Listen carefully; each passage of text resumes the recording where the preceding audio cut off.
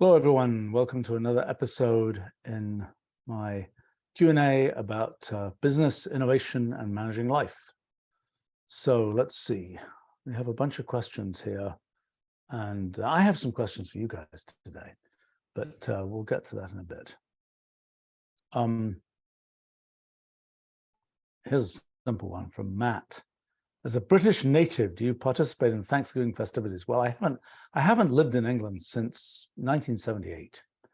And so I'm heavily Americanized, even if I guess I'm not very good at picking up accents. So I still sound at least a bit British. Yeah, I'm fully Americanized. Although I have to say that when it's a holiday in the US, it's a good time for me to work with people who are outside the US who have holidays at different times. Am I a turkey-eating person? Not these years. We used to do that, and I have to say that it seems like nobody in my family is into giant amounts of food, and particularly turkey. Although it was interesting as a physiological experiment, you eat a lot of turkey and you fall asleep type thing, and I'm just not very into that, and nor is anybody else. So, and not a big turkey operation. Although for some reason this year, usually where I live, there are wild turkeys that you see running around, and I haven't. Now that I think about it, this year I haven't seen very many. How odd. Who knows? Hopefully they didn't all get COVID and die or something. I'm not sure if COVID makes it to birds. It certainly made it to the deer around here. I could tell back in the middle of the pandemic, there was this time of a few weeks when it was clear, and later that became scientifically validated, but it was very obvious that the deer were sick with something. Anyway, let's see.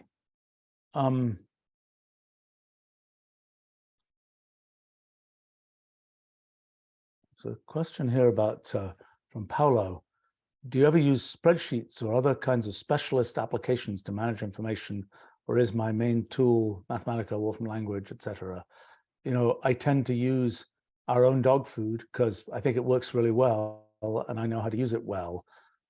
People will send me spreadsheets. I have a tremendous habit of dragging them into a Wolfram notebook, and then they'll get converted into our form, and that's how I usually process them. So I don't tend to use those kinds of things. I use notebooks, Wolfram notebooks, a lot to manage information, and I also often put those notebooks in the cloud, in our Wolfram cloud, and that's a convenient way to have something where I sort of just can have it an array of links on a web page. I click it, it's just a web page, but it also happens to be an editable web page, and it also happens to be a web page in which you can have all sorts of different kinds of elements, as well as click to copy code and code you can just run right there, and so on. I find that all very convenient. Occasionally, I'll be in a situation where I end up having to like transcribe numbers from here to there. I was doing that recently for some medical test data of mine. For every year, I sort of update my medical tests. I've now got about 30 years of data, which is nice, and it always seems to be in a different format every single time. And so I'm glad I haven't written an automated scraper, because it would have broken. And in the end, it turns out I just have it as a Wolfram language grid, and then it has placeholders in it, and just fill in the numbers there, which is fairly fast to do. And then I have a computable object that I can then do visualizations and do all kinds of other things with. I mean, I suppose that's always the big story for me, is I've got some raw data of some kind. How do I, well, usually a couple of things I want to do. One is just a pure search for things, and the other is make the data computable and do some kind of analysis on it. And when it's pure search, well, we have pretty good text searching capabilities for files and directories and things in Wolfram language, and you know, I've got a bunch of tools built with those. But sometimes it's just a plain search in a document, or sometimes I'll even be searching in a file system and literally just either use the operating system search mechanism, or just go get a a Unix shell on a Linux machine and just do the search in the most primitive possible way. Part of the issue with searching and so on is how do you make sure you don't miss things? Because it's like, okay, I don't know from all the archives that I have, was there ever a piece of this? And if you miss that, so for example, just this afternoon, I discovered an unfortunate fact. So I have about 250,000 pages, maybe more now, of paper documents that I've had scanned over the years of things that I produced, mostly in the 1970s and 1980s, before I kind of went largely paperless and purely online, so to speak. But here's the unfortunate thing. So the 250,000, maybe it's more than that now, maybe closer to 500,000 pages that have been scanned. But turns out, I discovered just today, because I was looking at a raw box of papers, that when there was a manila folder that had papers in it, the papers inside were scanned, but if the manila folder on the outside, even if it had something written on it, that wasn't scanned. So that, of course, that manila folder with something written on it will be a way of classifying what it is that's inside. You could deduce it, sort of reverse engineer it from the actual documents, but this is a little sort of archiving mistake, I suppose. If you're actually scanning things, scan the husk as well as the content, so to speak, because that will give you additional information. Let's see. All right, there are questions here about from iOS asking, do you go through periods of low motivation? If so, what do you do to get over that? Well, I suppose I'm one of these people who has a fairly, first of all, I tend to maintain a portfolio of things that I do. And so even if one of them is in a frustrating state that isn't going very well, some other thing that I'm doing is typically going better. And so there's always some stuff that I can concentrate on where I'm not super frustrated for one reason or another. I suppose I also happen to be somebody who is fortunate enough that I'm not a heavily moody, up and down type person. I certainly know people who are like fantastically productive when they're up, and then they'll have a period when they're down, when nothing happens. I tend to be more uniform in terms of sort of my mood and productivity and so on. But partly that's achieved by sort of having this portfolio effect, because some of the time there'll be a project or an activity I'm doing that depends on other people, and I'm either waiting for the other people or frustrated about what's happening with other people. And then it's like, okay, let me work on something different now. And that's something that's important for me. Now, I think that I tend to have these things where, not so much in recent years, but in past years, where the number of projects I was juggling at any given time was comparatively small, that I would end up with these sort of inter-project gaps, where I've got a big project and it's basically finished, big product version, big book I'm writing, big whatever. And I'm in this kind of, this period where it's kind of like, okay, that big project is finished. Now what's next? And I have to say that those inter-project gaps can be both very productive and sort of, they're of a different character than when I'm sort of really locked in doing some big project.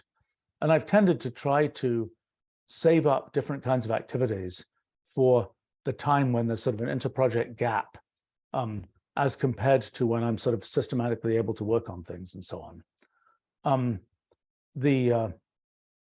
So that's I think the thing that happens to me is there are moments of lower motivation that typically have the following cause.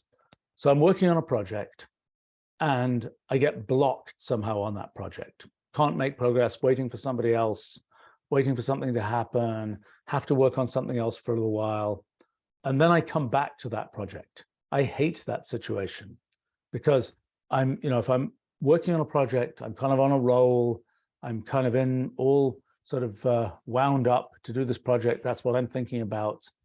And, then I can make progress. If I get blocked and have a 2-week gap or something else, then the moment when I come back to it is a very frustrating moment.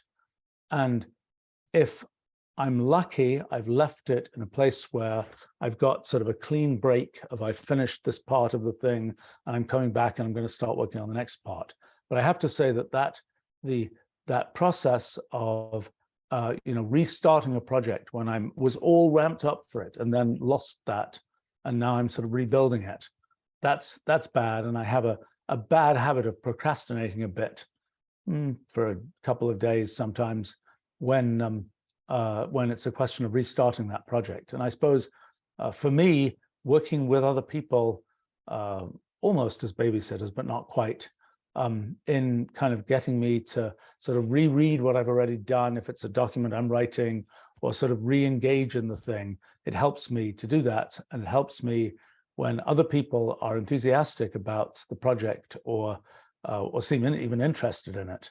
I mean, I think one of the things I learned long ago in meetings and things, I've been doing virtual meetings for 30 years now, because I've been a remote CEO for, what is it now, 31 years.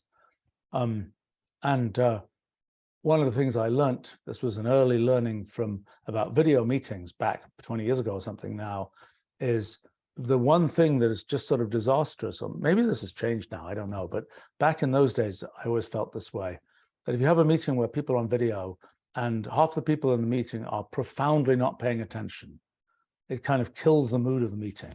I have to say, I don't do very many video meetings at all. And I maybe for some reason, well, I don't know what it is, but I've noticed that effect a little bit less in modern sort of Zoom times than I did back in the past. Maybe cameras have gotten better. People look better. I don't know on camera. I'm not sure what it is. But that effect seems a little less pronounced than it was in the past, where it just felt like as soon as there were people who were not paying attention, it was kind of like, oh, this, why am I even here at doing this meeting type thing? So, but, in cases where I can be working with people who are actually excited about the project, whatever it is, that certainly is a way of getting myself out of the kind of, oh, I'm in this frustrating restarting of a project type of phase. Let me ask you guys a question, or let me riff on an issue. So here's the thing I'm trying to figure out. I'm trying to figure out, should I travel or not? And let me tell you a little bit of the history. So back, I don't know, if you go back 30 years, I would, actually, if you go back, I've just been, because I've been doing sort of historical project, I've just been looking at things that I was doing in the early 1980s, when I was in my early 20s and a kind of a young, well, I'd done my first company. I was sort of a young, I would say, hotshot academic plus consultant plus whatever type person before I started my current company in 1986. But I was looking at my date books, calendars from those days, and I traveled a lot then, much more than I remembered having traveled. And it's sort of interesting to me that I can remember most of the trips I can remember at least something about most of the trips that are in my calendars from the 1980s. And I'm not sure whether I can tell you what consequence many of those trips had. What did I get out of that trip? What was the result in the world from that trip, and so on? Well, then in the 1990s, but by 1991 was when version 2 of Mathematica came out, and it did a huge tour of the US and Europe, 25 cities each continent, so to speak, and gave a lot of talks and met a lot of people. And then I disappeared for basically 10 years. And I did no events, no traveling at all. I was working on my big science project, New Kind of Science. I was playing remote CEO. I really didn't travel at all. And I remember, actually, I know the first time I suppose I had traveled like on the order of a couple of times a year. I would do, go to a couple of events at our company headquarters, and actually maybe one additional thing, one sort of user conference type thing. I think I remember because my second child just been born, and I really couldn't go to some event in Finland, I think it was. And so that was the first time I did a video conference. That must have been 1997. And I sort of learned that, yeah, this video conferencing thing, it kind of works.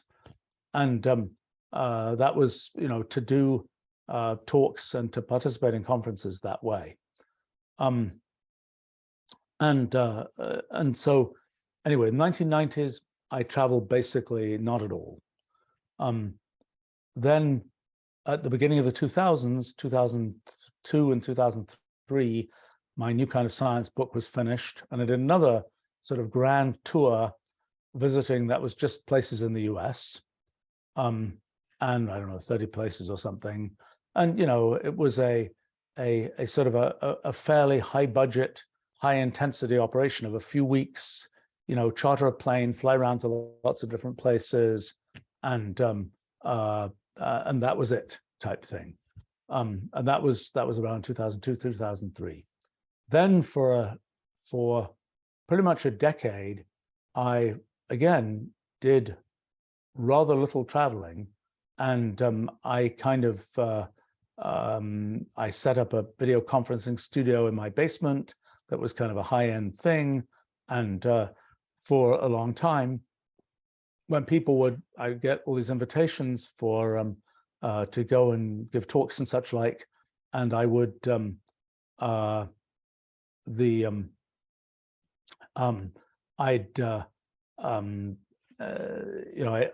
I would just say, okay, no, I can do a video conference. Now, in the early 2000s, that was sort of very much a novelty item, and people were like, oh, that's cool, that's a thing, let's do that. And then after that became less of a novelty item, people were like, oh, well, why don't you wait until some year when you can come in person?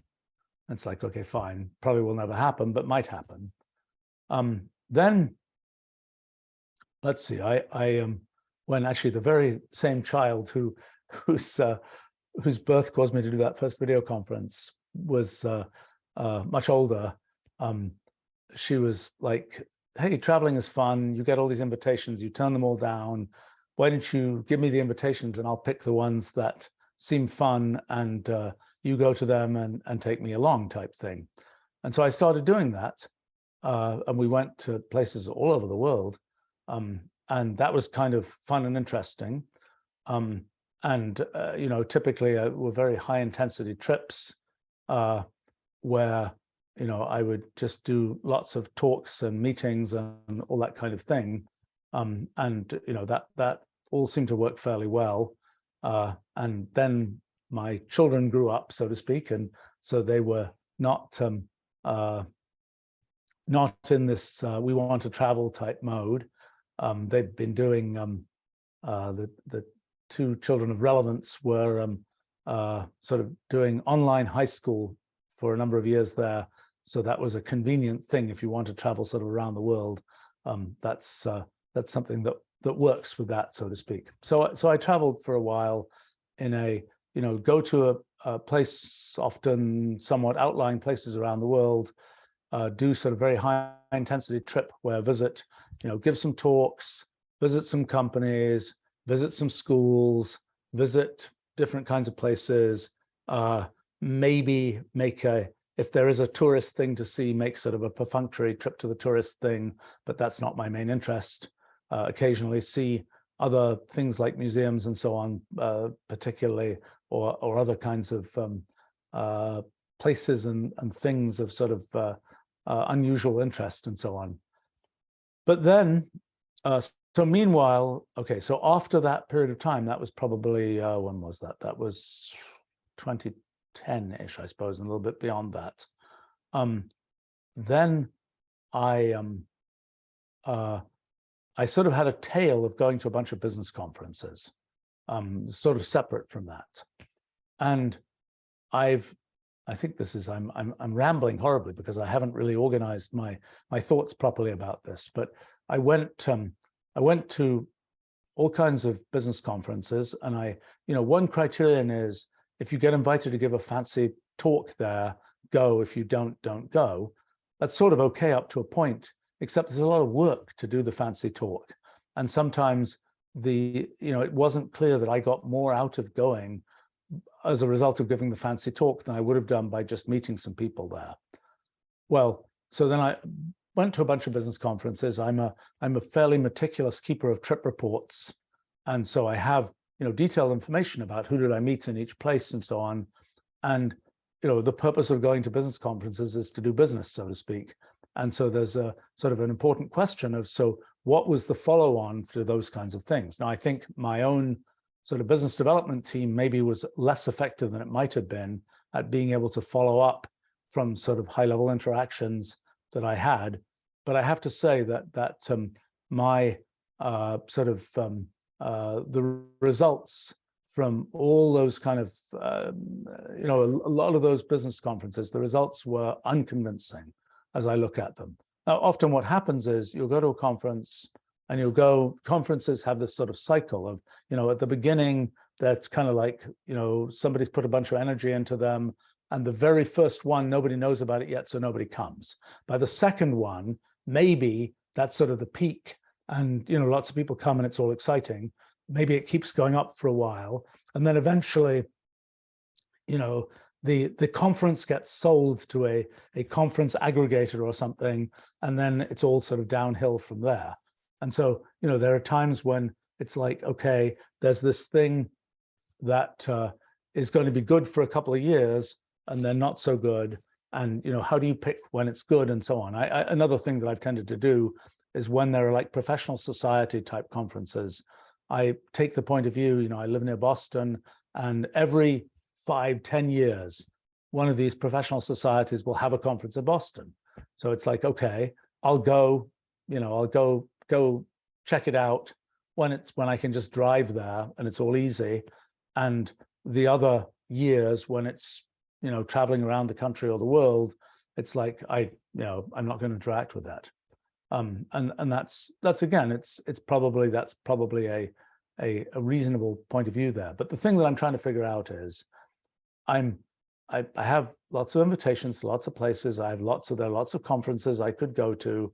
Should I actually go or not? And should I give talks or not? Should I just do virtual things?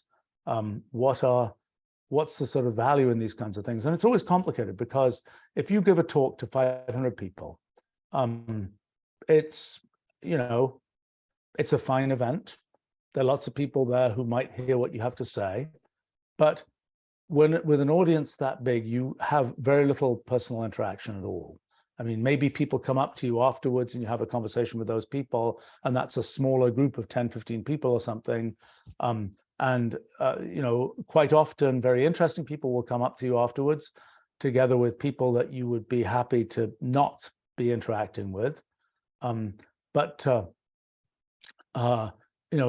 one kind of dynamic. You've reached 500 people or whatever, but you don't have much, personal interaction with anybody, versus the much smaller group where you'll have much more opportunity to have sort of personal interaction, but where the statistics are against you, so to speak. And I think there's sort of for me, there's also a sort of a trade-off of, I suppose it's, for many of the things that I'm trying to achieve by doing traveling and going to events and so on, it's really, okay, meet new people, whether it's because they're interesting or whether it's because we can do business with them. That's sort of an objective, whether I'm just going to learn something from them. But I'm very much, I'm very torn because, well, actually back in 2019, before the pandemic and so on, I had pretty much decided I was done with all business traveling. I was just not going to go to any more business conferences. I was just done with that because I just didn't see that the payback was sufficient. And at our company, we have plenty of people who are in sales, business development, etc., who the conferences are the right thing for them. They're not really the right thing for me. That was my conclusion. And then obviously the pandemic happened, and nobody noticed that I wasn't traveling because nobody was traveling.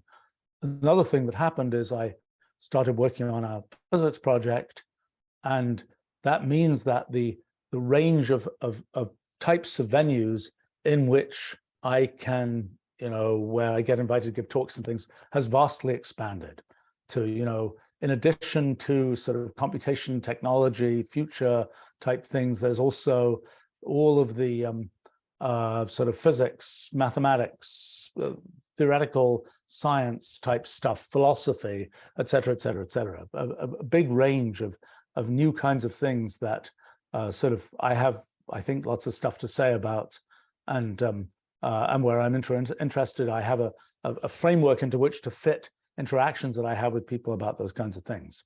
So anyway, it's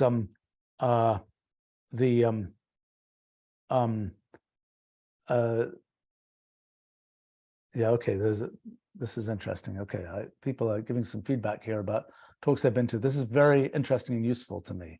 Okay, Azdic is commenting, Pi Day at South by Southwest was pretty special. Yeah, that was a lot of fun. That was on March 14th, 314, right? That's, because pi is 3.14159, etc. On Pi Day of the century was 31415.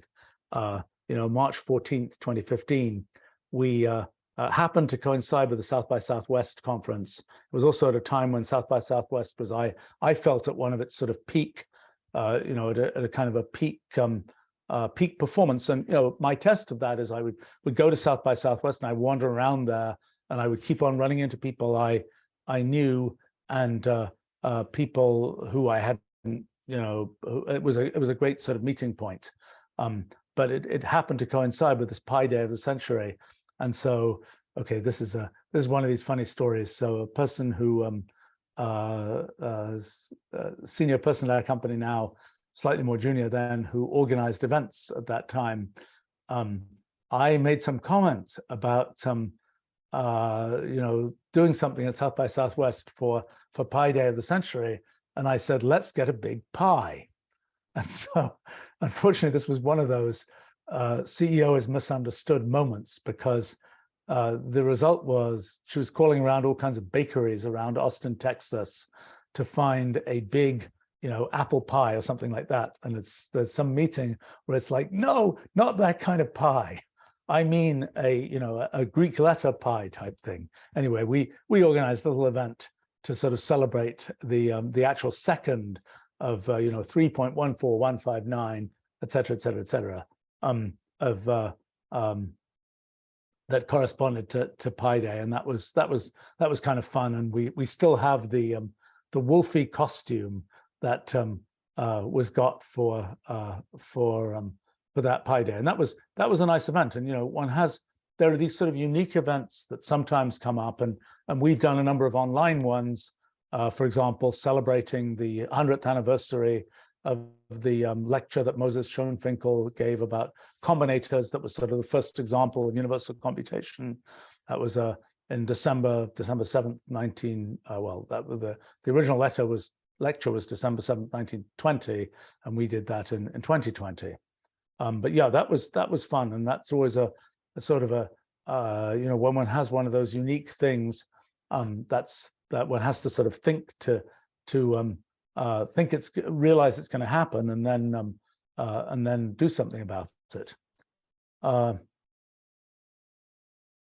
Okay, Stumpy is saying they've been to one of my talks around 1990 at University of Colorado in Boulder.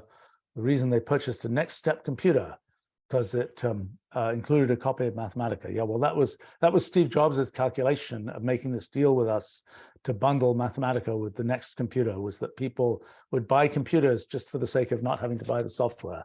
And it worked out really well for both sides. It was a good deal. Yeah, that was probably on my 1991 Mathematica version 2 tour, that was where I invented the term technical computing, which I think I did at least, which got kind of purloined by others, but I think that was the original use.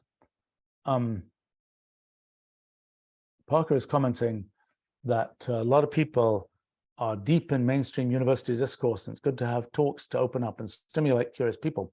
You know, I'll tell you one of the problems with that is there are universities, some of the bigger research universities, where they are so siloed, there aren't general purpose talks really, except kind of pure entertainment type talks. At universities that for one reason or another are a little less siloed, perhaps they are, actually they're ones that, for example, in the Midwest that have the much more, you know, we're going to bring in speakers because, you know, otherwise, because that's a way of kind of exposing ourselves, because we're not sitting in New York City or in Boston or something like that, but there's a big swirl of people coming through. So they sometimes have more of a mechanism for having sort of the big general talk. But in many places, you know, it was kind of interesting when we organized, well, back 20 years ago now, and I'm sure it's gotten worse since then, we were kind of organizing these talks about new kind of science, and we'd say to some university, hey, you know, we can come and do this, and say, well, which departments are interested, and list them off. And it's like, we don't know what to do with this. This is like, you know, there's a physics thing and there's a math thing and so on. And so in some places, people did a good job really organizing those things and advertising them to all the appropriate places, and we got a really good collection of people. In other places, not so good. I think the thing that I noticed at that time is kind of interesting was we got typically the university administration to, and sometimes we helped with some names and so on, to organize, you know, lunches and dinners with groups of faculty members and students and things like that. And I heard from a whole bunch of university administrators, university presidents and so on, as well as from individual professors. Wow, that was a remarkable kind of lunch where I've never seen people from all those different departments actually interact like that. And in fact, people would come to those lunches and say, oh yeah, and there'd be somebody, you know, go around the table and ask people what they were doing. And somebody would say, oh yeah, we've been at the same university for 25 years. We've never met before, type thing. So yes, there's a high degree of siloing that seems to happen. At least, you know, I got a sort of data point 20 years ago about that. And yes, you know, the university administrators in that case 20 years ago were often really happy to see sort of more interaction. And they were saying to us, you know, can we do something at our university to kind of make this happen every week type thing? And it's like, well, yes, there are, you know, kind of these emerging areas of science, but usually those things got sort of drowned in giant bureaucracy and so on, and nothing really ever happened. But yeah, so it's a good thing, but it's not an easy thing to achieve. So somebody saying I should visit Norway. I have been, when was I last in Norway? I have been to Norway on one of those tours that I did years ago.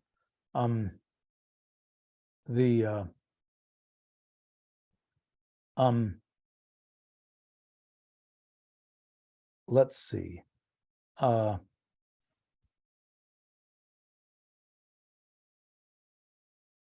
There's a question here about comments from Paul talking about nothing beats person-to-person contact. Yeah, I mean, you know, look, I have been lucky enough in my life to meet lots and lots of interesting people, and I made quite an effort to kind of keep up with people and maintain a sort of large network of people, and that's been a very worthwhile thing in my life. You know, I have to say I have sort of some mechanisms for doing that. I mean, in some years in the past, I was like sending out, you know, Christmas card type things, but I have to say that a much better mechanism is I write a fair amount, and I write lots of posts about things, and I have a long list of people. And when I think somebody in that list is going to be interested in a particular post, I'll send them a copy with, you know, I'll send them a link together with some note.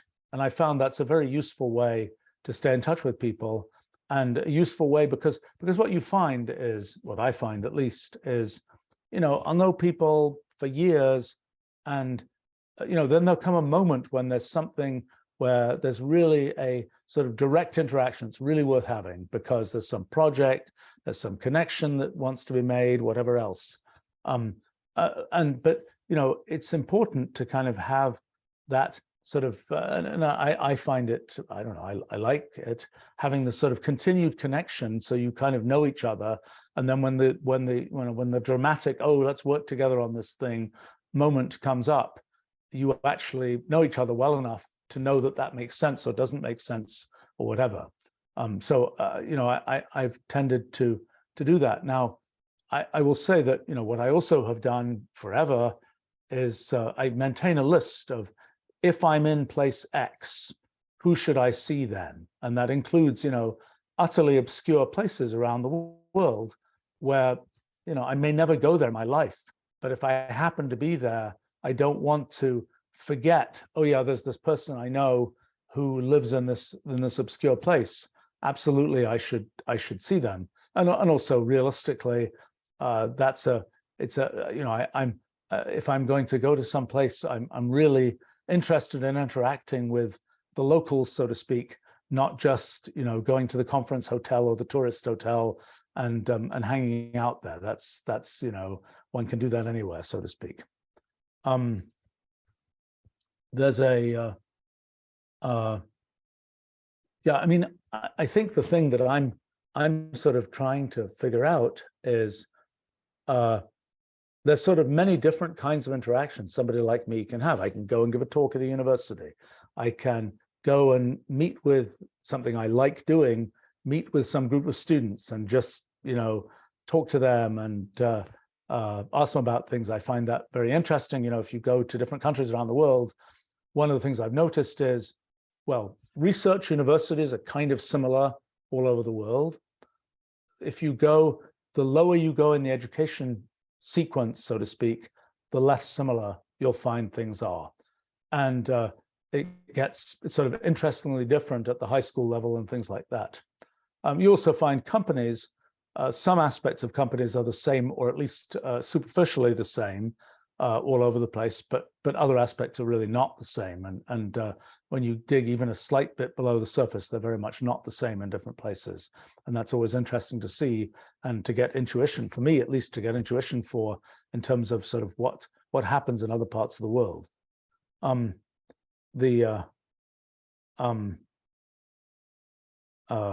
OO is commenting, if you have to think about it, doing more in-person talks, the answer is no. Unless you absolutely love it, there's no value in it. Well, that's a point of view. I mean, I do know that, you know, I make quite an effort to lead sort of a productive life, and a lot of things that I work on, projects I work on, kind of need uninterrupted blocks of time. And I was talking before about the frustration of having a project I'm working on, and then I grind to a halt for a little while, and then I try and restart it. And that's very difficult. And when I go on a trip, I find it pretty difficult usually to sort of continue working on the project that I was working on.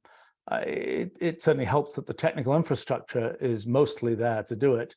If I happen to be working on something like a history project that involves actual physical books and things like this, that's always awkward.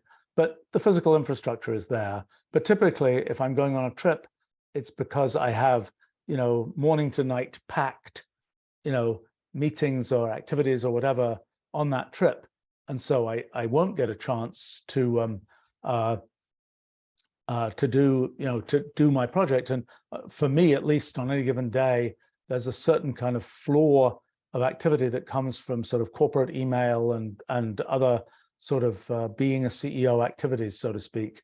And so I don't get, you know, if I'm on some intense trip, I really do have to take an hour or two and just process sort of the recent sort of corporate email type stuff.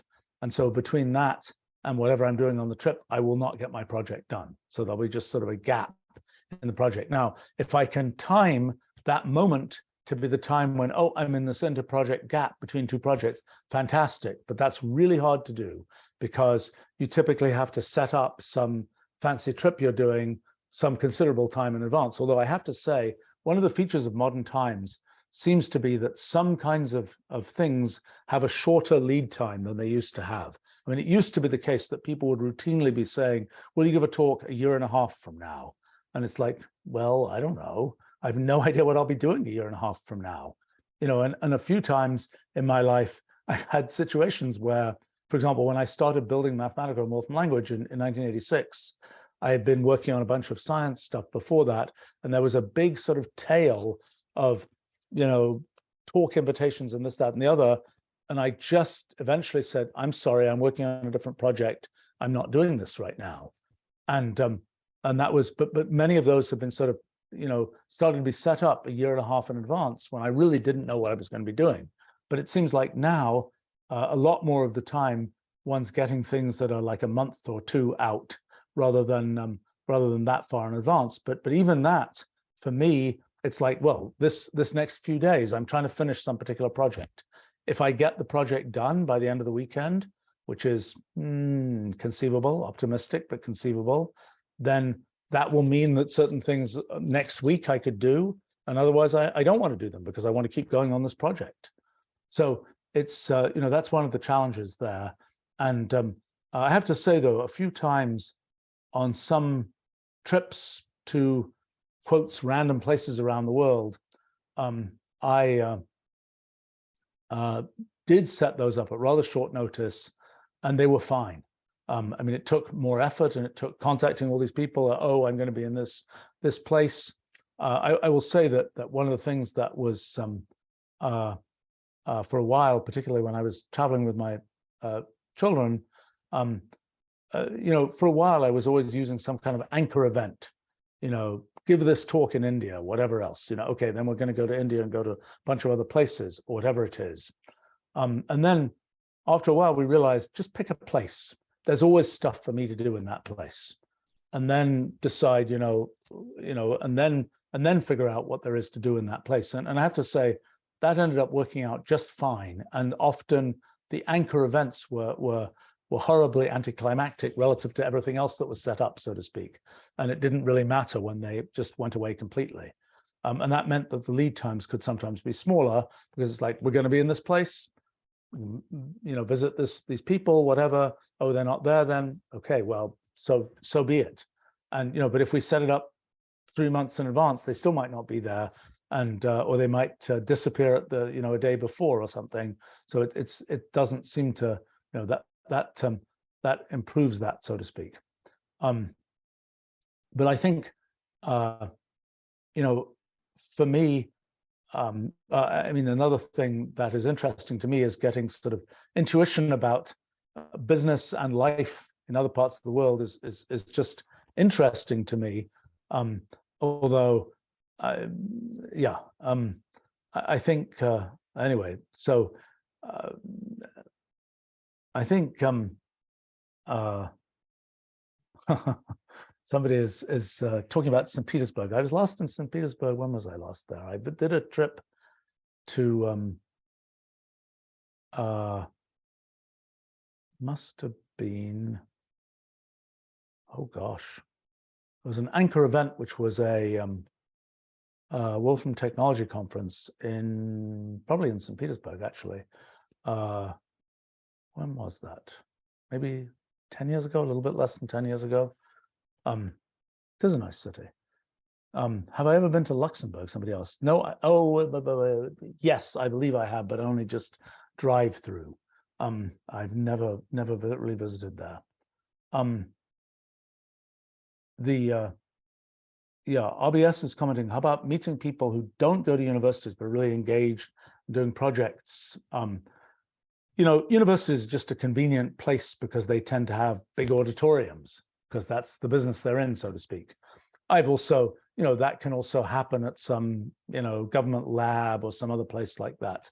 But those are typically the places that have kind of the obvious big auditoriums, and, you know, you set up an event that is a public event at a university, and, you know, people are encouraged to come. And in fact, universities tend to like that because they like to engage with the local community and to have events that cause people in the local community to come and figure out that, yeah, this university that's taking up all that space in their town is actually doing something useful. I think now, again, that in distant past, you could kind of reach people in a local area by doing, a little radio, announcement on a radio program or something like this. I'm sure that's not a thing anymore. And I'm not quite sure how you reach, it's not even, things have become more fragmented. I mean, there are obviously some online advertising kinds of things one can do, but it's not so obvious how you tell people, oh, I'm going to be, if they're people who are following one anyway, then yes, if one puts out this big list of all these places I'm going to go to, then or any particular place one's going to go, then there's a good chance people will notice it. But if it's people who are like, oh yeah, if they notice it, they're like, oh yeah, I'm curious about that. Let me go and check that out. It's a little harder, I think, in modern times to reach such people. Parker's asking, have I ever been to Idaho? I think the answer to that might actually be no.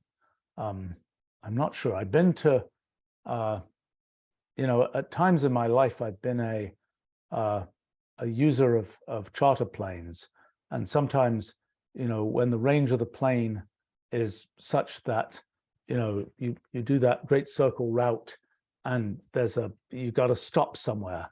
And so there's definitely some in terms of an obscure airport somewhere, in some places I have been to a decent share of those, but that's a different thing.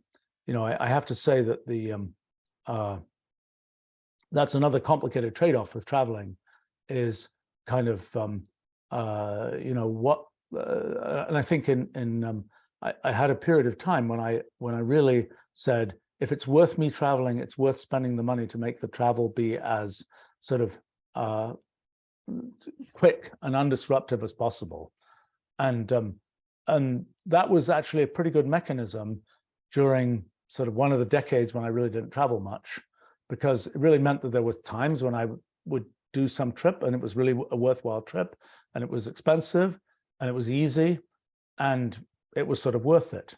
And then actually, as a result of my children telling me, that there was a shocking waste of money to travel that way, and commercial planes were more interesting anyway, I sort of restarted doing that and discovered that, in fact, in the time I had not been doing that, travel had gotten a lot easier in many ways.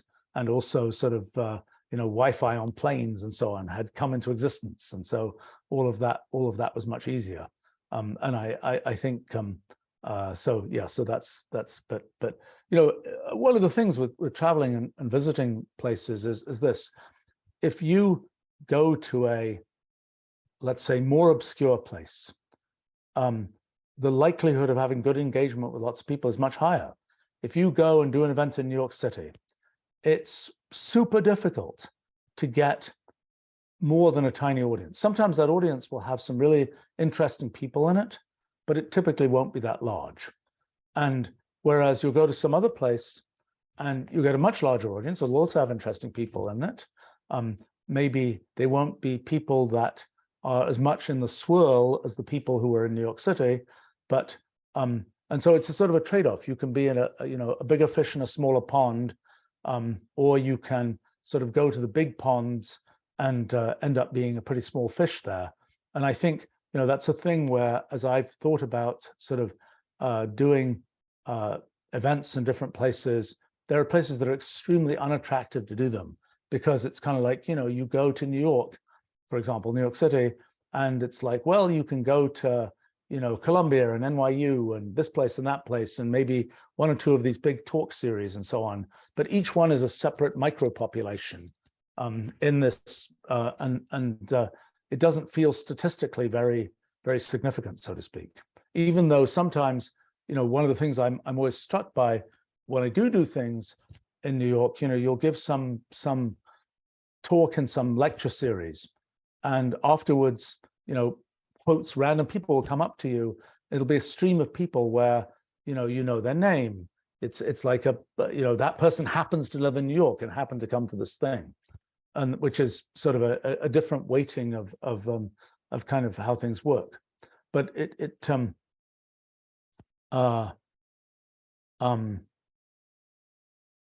yeah, I mean, RBS is commenting, as far as future talks don't have a big public place, just talking back and forth, having a conversation. Yeah, I mean, look, I enjoy doing that. I mean, when was I did this?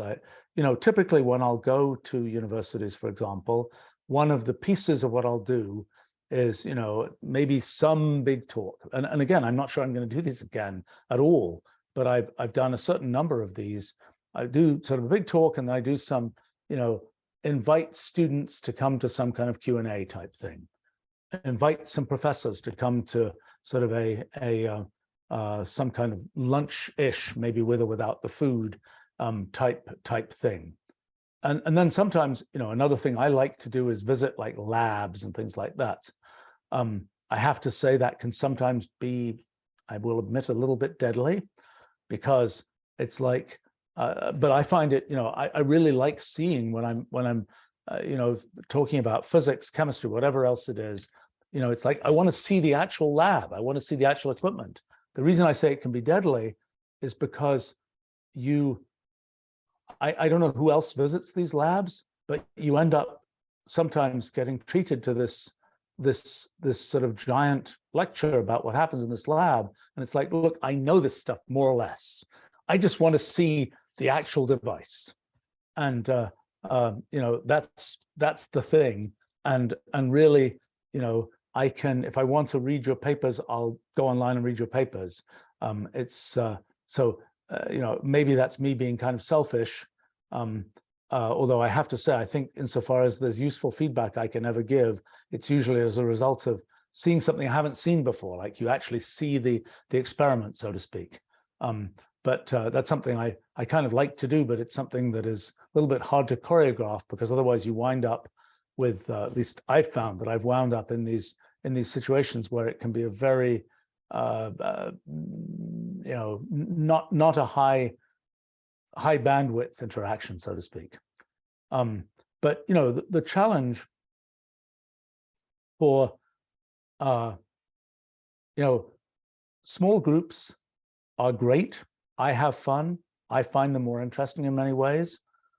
But it's always a question of, if you have the opportunity to reach more people, and in a sense, I think I have some interesting things to talk about. And one of the things that I've discovered is that it's complicated to plant those seeds, and you have to sow them pretty widely to get, the one person who, happens to read the book you wrote or go to the talk you did when they were in high school, and then they grow up and then they become big contributors to something that is aligned in that direction. It's hard to know which seeds are going to grow and where to sow those seeds. There are things where I feel like I can say the seeds just, particularly on the more business side of things, where the seeds just didn't grow, and that isn't as effective. Well, so I'm not sure that I had hoped that by explaining to you guys my dilemma that I would help resolve it, but I'm not sure that I have. And it really ranges from go to sort of more exotic places around the world where it's very different, where I'm encountering very different sort of people and so on than I do in sort of my everyday, go to events in the Boston area type of thing. That's one sort of thing, and just do a few of those every year, versus the possibility of doing some kind of grand tour that's a highly orchestrated thing and visiting lots of places, but where it starts to be, if it's Monday, we must be in such and such a place. Somebody asked if I visited Luxembourg, and I have to say, I was on a trip with two of my kids quite a few years ago now, and we were driving from, where was it? Probably from the Berlin area to the Amsterdam area. And, or maybe it was from, oh gosh, I don't even remember what the exact route was. I do remember maybe on that trip stopping at the Leibniz archive in Hanover and checking out some of old Gottfried Leibniz's documents and so on, which was quite interesting.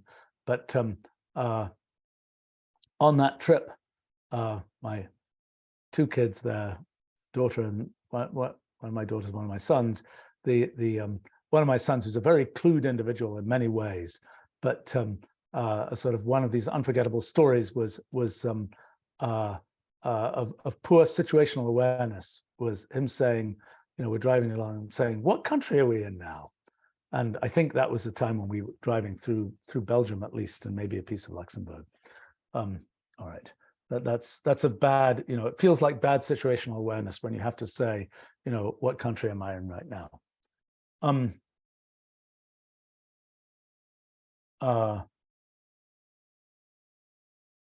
Yeah, Parker asks, what's the goal? Well, that's a really good question. I mean, part of it is to seed ideas. Part of it is to do business and sell product. Part of it is to meet new people. And part of it is for me to kind of broaden my horizons. I think that, you know, for me, a lot of what I do is about sort of having ideas and so on, and meeting people, hearing about things, you know, seeing that random experiment somewhere that causes me to actually understand how this kind of quantum computer works or something like that, is, you know, that's really worthwhile to me.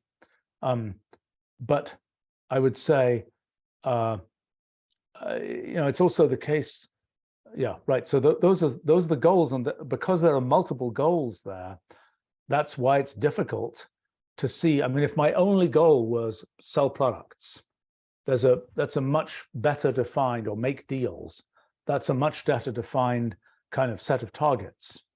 Or if my only goal was kind of spread science ideas, again, a much clearer set of targets. But it's unfortunately, it's a combination of things, which includes a lot of, you know, I like meeting people and learning about interesting things and so on. And that's, you know, it's just something that I think contributes in the end to the things that I'm able to do, but I also just straight like doing it. And so there's this combination of objectives, which is indeed part of the reasons why it's hard to disentangle what one should do. Yeah, so a question here from Yosef. Have I thought about making video streaming and conferencing platform that integrates with our notebooks and computational language, or do things like Zoom do well enough? We've actually interacted with a bunch of companies that are interested in this, and including the obvious big ones. And there is some potential value in sort of having notebooks along with kind of the Zoom session. But I have to say, most of the time, it's like just watch somebody's notebook that's doing its thing. And, you know, we were interested for a while. We actually have some technology for streaming notebooks to people, where somebody is typing in a notebook and other people get a copy of that notebook that's local to their desktop. So they can take anything that was in that notebook and immediately copy it and use it and do computations on it themselves. And I thought that was a good technology, but I have to say it's had less interest than I thought it might have. But I think that's kind of a pretty good workflow of, you know, somebody is talking about something, maybe it's a lecture, a class, maybe it's some collaboration type thing. Somebody is producing this notebook and everybody else has kind of streamed copies from which they can immediately copy out any piece of input or output or whatever.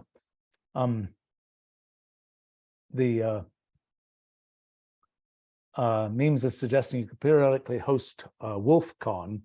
That's a nice name, by the way. Only folks who are interested will be likely to show up. Yeah, I mean, of course, the question is, how do we define that? Because, you know, we have a technology conference that we've been doing for 33 years now. that conference is really oriented, again, it's oriented to sort of an update on our technology stack, and it's not really a science conference. We've done science conferences in the past. I don't know what, to give you guys an exercise. Okay, so let's say we were going to do a conference about sort of things around our physics project and so on. The question is to design that conference. First of all, where would it be if it's a physical conference? And then what's the point of it? That is it people who have worked on, who've been following up on the project, working on things, presenting what they've done, interacting with other people? I mean, I think one of the things that I've noticed, we had some conferences about NKS, new kind of science, particularly in the probably 5 years or so, right after the book came out. And what I found myself doing at those conferences, I was like, what's happening here? What is my role here, for example? Do I even need to be here? Am I being useful here other than giving some kind of keynote talk? And what I realized was the most useful role that I had was to know a little bit about what all these different people were doing, and to be able to say to people, by the way, the thing you're working on is similar to what this other person over here is working on. Maybe you should talk to them. And I think that was a sort of that connecting function was very useful. I mean, in my life, CEOing our company, I find myself doing that quite a bit as well, because I have a fairly global view of what the company is doing. And when there's this piece over here in this effectively silo, I can connect it with this other piece over there. And that's something I think was I was able to do with some effectiveness for the science. Now, what gets tricky there is that after a while, I have no idea what people are doing with ideas that I've started, tools that I built, things like this. If somebody says to me, hey, what do people do with Wolfram language? People sometimes will ask me that question. It's like, I don't know. There are millions of people doing all kinds of things. I can tell you the anecdotal things that I heard, which were really cool, but there's a zillion other things. And sometimes I'll hear, 25 years later, somebody will say, by the way, did you know that this big piece of technology or this big discovery was made using your tools? It's like, okay, that's nice. Glad to hear it. Very cool. But, that was 25 years later. So it's what tends to happen with things that one starts is, and it should happen, is that they expand beyond what any one person can really keep track of. And it's also, it is, I think, my main utility to the world, so to speak, perhaps, is making stuff that perhaps other people can use. And it isn't so much keeping track of all the people who use it. That's not, that's not the place where either, even though I might find it interesting, it's not the place where I can be most productive. So, even that function of connecting, people here and people there doing this or that thing, that gets very challenging when these areas get big and when lots of people are working on them. And I also think, well, so that's another issue. The RBS is commenting on have more science-oriented and physics-oriented streams. Yeah, we're with our Wolfram Institute, we are planning more of those. And in fact, I've just been a bit submerged in this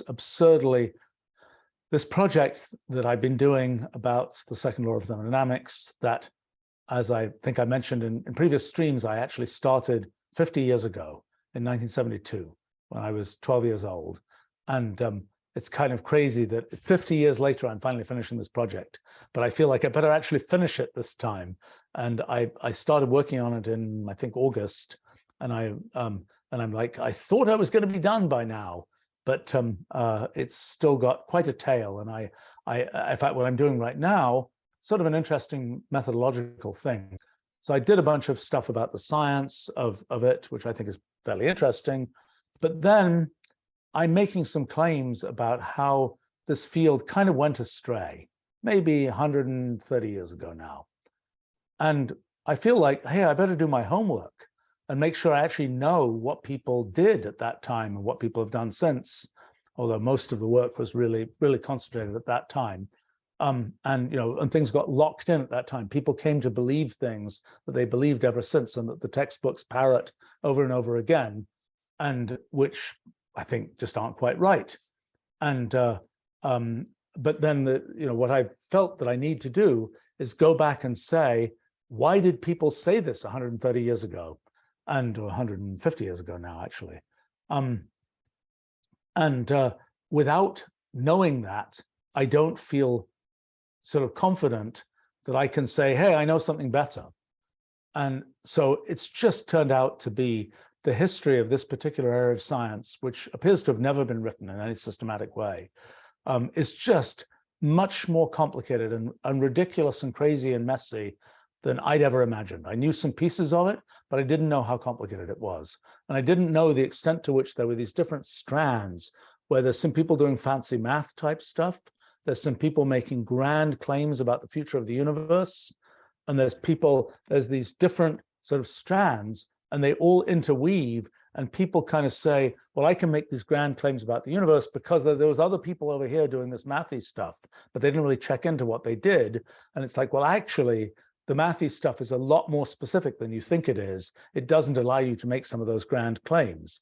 And then the people doing the mathy stuff are like, well, we've got these kind of things that we're treating as axiomatic, and well, it's really obvious they're true because look at those people over there who are making grand claims based on this and saying that they're, the foundations of what they're doing are these sort of obvious things that we can treat axiomatically. So it's a big mess, and I've been sort of disentangling it, and it's just been taking forever because it's like, I think I understand this. Oh, let me go look at what somebody wrote in 1854 or something. Wait a minute, what were they doing then? They understood this other thing I didn't think anybody understood until 20 years later. And then why did people not follow up on that? Why did they go off in this other direction? Why did these people who seem to be very well positioned to sort of make these connections not? And then there are sort of these out of band things that happen, and now I'm sort of segueing into history of science, but there are these, you have to know a certain amount about people and their lives, because you discover things about how people had, one example where people's sort of independent sort of personal convictions were kind of intersecting with the science they were doing and causing them to not really want to say this because that will be incompatible with some beliefs that they had, et cetera, et cetera, et cetera. And unless you know that there's that kind of guerrilla out there in the shadows, so to speak, it's very hard to understand why these people would say what they say, or people, they're off, zooming forward, and then suddenly they volunteer for the army in some war in the 1800s, and they get wounded and they're sort of off for a long time type thing. And it just a lot of complicated stuff that's hard to understand. And it's been taking me forever, but that's so we'll be back to more, I hope I'll be back to more kind of live streams about physics and so on. Most of what I'm doing right now, I'm pretty much doing on my own. I record these video worklogs. I'm sure I'm afraid they may not be very exciting to watch. They're interesting if you want to know, why did I say this or that thing? I mean, the ones I've been doing very recently are just, oh my gosh, they're probably horrifying, because they're basically going through endless source documents and trying to piece together, the pieces of what did this person say and that person say, and what did it mean, and what does this notation I don't understand mean, and all those kinds of things.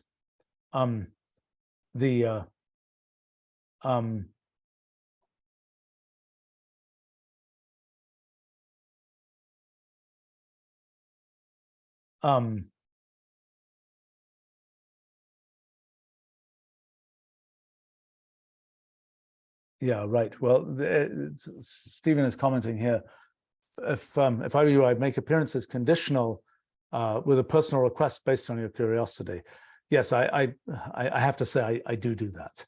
I mean, in other words, it's like, if it's a come to this place, it's like, look, here are the things, here are the kinds of things that I'm going to want to do there. Here's the, here are the things that, and usually it's everybody is happy with that. It requires that there is enough organizational capability and sort of seniority of the organizer, so to speak, in the local place to be able to make some of these things happen. But yeah, it tends to be, that's kind of yes, that's part of the kind of the approach that we use.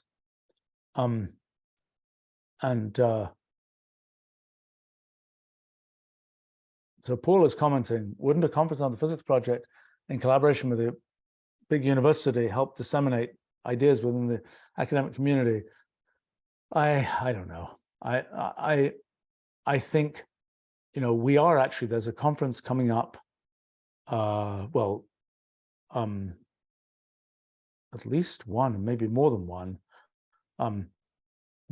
next year in collaboration with universities, I think at least, it's organized by university people at least, about things related to the physics project. I don't think there's anything magic about, you know, I think it's really a question of, one has to define what's going to happen there. I mean, is it going to be, and also another thing to say is, there's an argument that one is better off having physics project sort of kind of appear within existing sort of institutional structures of physics, mathematics, computer science, whatever, than having its own separate bubble. I mean, in a sense, there are fields like computer science, for example, which in its early history was kind of a piece of either mathematics or electrical engineering, depending on where you were or what you were thinking about it. And, you know, to the great loss, probably, for example, mathematics, sort of computer science budded off from mathematics, was sort of rejected by mathematics, and it made its own separate thing. And perhaps that's what should happen to the kind of paradigms that we've developed, and perhaps it will naturally happen that way. But I think there's at least, you know, there's a lot of value right now to sort of connecting the things we're doing to existing areas of physics and figuring out how does that, you know, area of mathematical physics plug into the things that we figured out about physics and so on.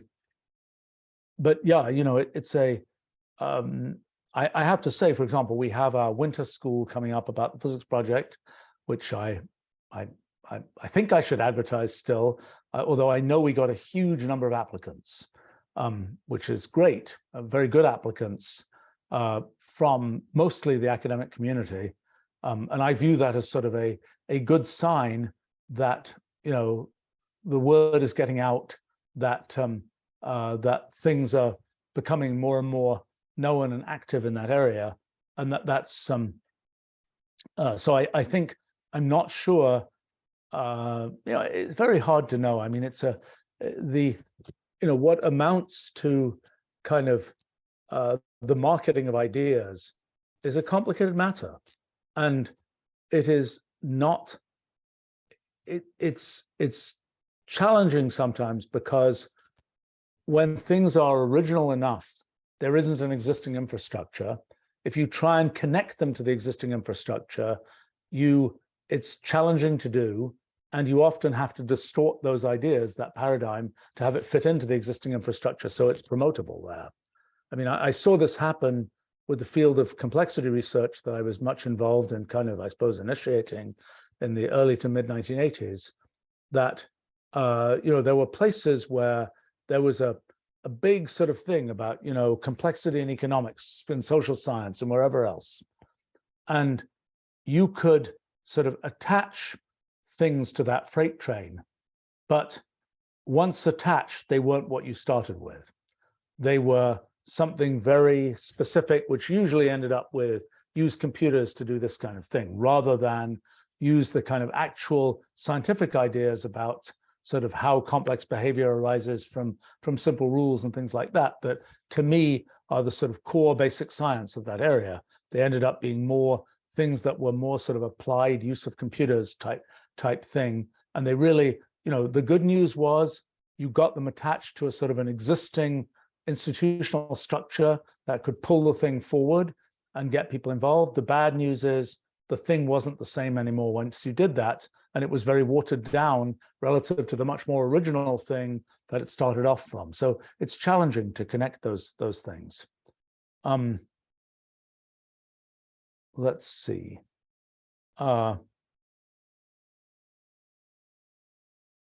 a comment from Philip about talking to Gerard at Hooft. I haven't talked to him in a while. We've exchanged email, and he's been in some talks I've given, but I don't think I've actually had a chat with him in a while. I think he's a good physicist. I'm not sure how useful a conversation will be at this moment. It might be very useful. I don't know. I think Gerard has had a very definite view about he's been interested in sort of applying cellular automata to quantum mechanics, but his way of doing that is very different. And I don't think it's quite the right thing. I think it's a kind of a limit of what we can call generational states in our physics project, although not specifically with cellular automata, but with these more general hypergraph rewriting systems. But I think I've been pushing Gerard for years to like understand some of the core intuition that you get from studying kind of the computational universe and understanding things like the Rule 30 phenomenon and so on. And I think his way of thinking about mathematical physics, which he's very good at, by the way, arguably sort of best in the world at, is just somewhat different from that paradigm and that intuition. And without that intuition, it's pretty hard to get to a bunch of the things that we've done in our physics project, for example. Well, okay, maybe one more question, and then I should wrap up here. And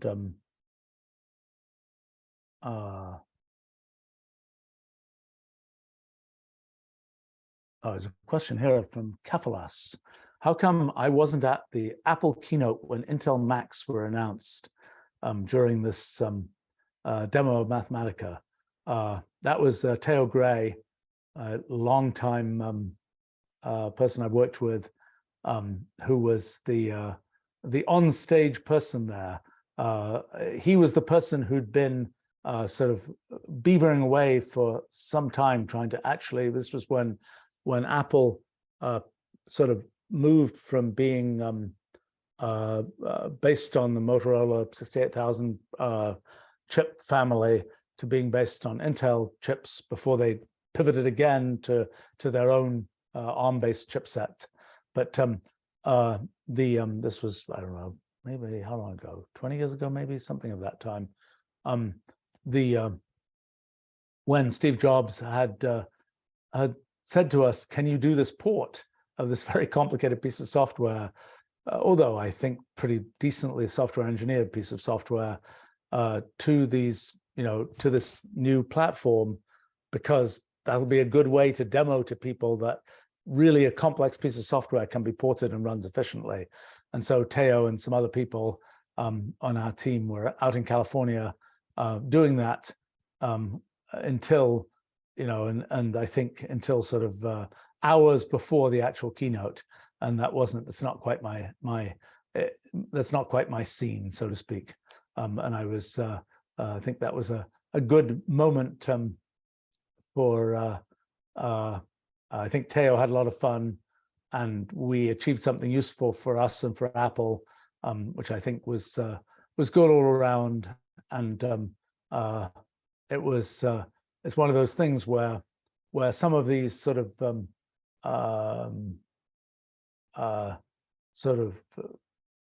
dramatic things that we as a company sometimes get involved in, there's somewhere I feel like there's value in me doing it myself, and I kind of want to do it myself. That wasn't one of them, because porting millions of lines of code is not something. It's not something I'm skilled at anymore, and I wouldn't have been the right person for that. I think I'm pretty good at debugging things, though, and certainly within our company, one of the things that I've learned is when we have these really long-running bugs that are important in some way or another, and it's been months, and it's like nobody can fix this. I've now started to have a very systematic program of meetings where I'll come in and try and fix it, and I have very good success rate. I think it's sort of a in some ways, it's a selection effect of some kind, because once we've set up one of those meetings, the people who are working on that bug end up working harder on it. And so they've typically crispened it up to the point where it's much easier for me to swoop in and figure out what's going on. But it also helps that I've had lots of experience in lots of different kinds of systems and so on. I have thought it might be fun to live stream some of these bug investigations, but they can be quite, you know, it's a little horrifying sometimes. It's like we're deep in some piece of infrastructure, and you know, having to figure out, you know, why is some server doing some weird thing, and I think it might be a little bit too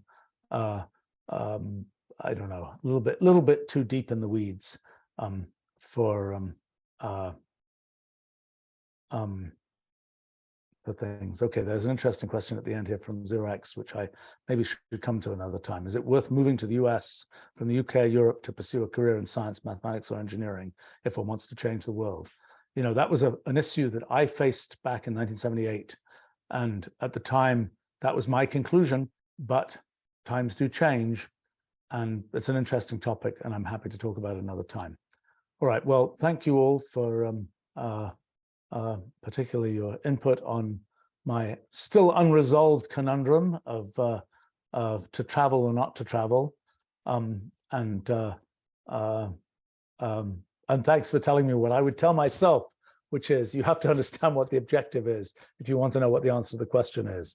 And I was a little embarrassed to be able to have to say, it's like when people say, what's the reason for that? And you say, there are 5 reasons.